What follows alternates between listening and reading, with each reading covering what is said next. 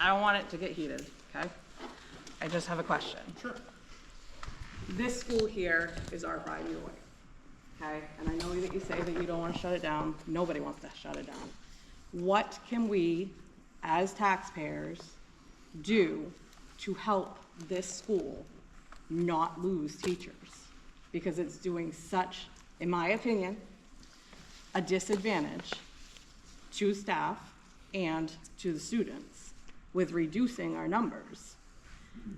The gentleman over there in the green, I feel like he had a point in terms of saying, saying like the Brownfield Denmark kids that go to Freiburg.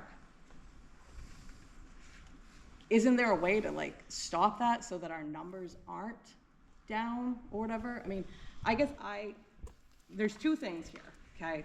So there's the staffing and making these classes bigger, and it also, in my opinion, would help with the bus situation as well if you weren't having those kids come back here. I don't know if they come back here, if they're transported, but I just know that there's a lot of issues with the bus. I mean, I help parents out with daycare, and I can't tell you how many times that bus has been canceled this year, and it makes a huge impact on the parents and stuff. I mean, parents losing jobs, whatever.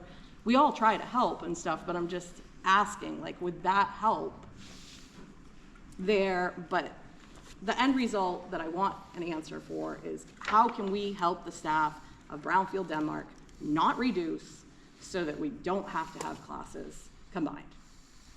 I think it's going to be a huge disadvantage, and it kind of comes back to what Mr. Manning had said at our last budget meeting of we're not doing the students justice.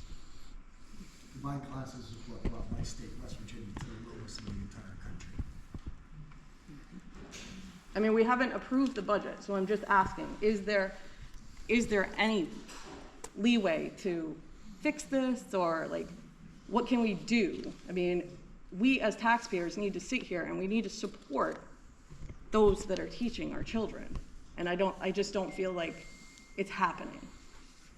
It's not your fault, it's not the school board or whatever, it's just we as a community, we need to come together and support these kids. So my answer would be, and it's kind of a complicated answer, people at the district budget meeting have the ability to say, like for the first warrant article, which deals with regular education, I propose we add $100,000 into regular education.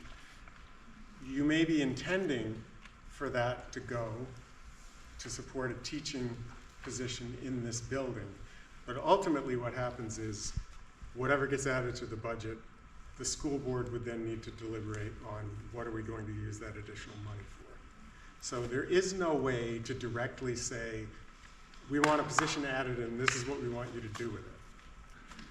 So I think that's completely accurate, because we can make cuts in other places. I mean, as much as we'd love to get a bunch of laptops, you know, that's a luxury for our students. I mean, it is a necessity over time, but if we're in a very constrained time, sometimes constrained times take constrained measures. So therefore, we should probably start looking at maybe cutting the budgets in other ways and putting it off until next year.